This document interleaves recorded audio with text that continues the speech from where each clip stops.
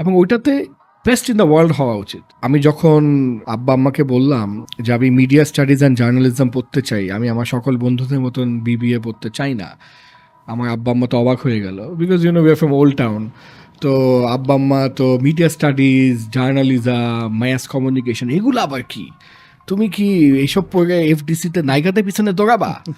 তো আব্বাকে আমার বুঝাতে হলো যে না, এটা আসলে মিডিয়া স্টাডিজ মানে যে মিডিয়াতে কাজ করতে হবে এমন না, এখানে আমার মূল ফোকাসটা হচ্ছে কমিউনিকেশন, পিআর, এগুলাতে, because I love it.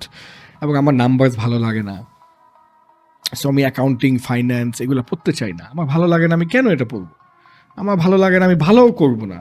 Rather আমি যেটা বুঝি, যেটা আমার ভালো লাগে, আমার জন্য সহজ মনে হয়, খেলাধুলা মনে হয়, ওটাতে আমি পড়ে একটু ভালো করি কিছু। তারপর তখন একটা কথা বললো যে দেখো, তুমি যাই করো না কেন, try to B the best in that field. এবং সে আমাকে একদম উদাহরণ দিল, যদিও একটা ব্র্যান্ডের নাম চলে আসবে, সে আমাকে বললো যে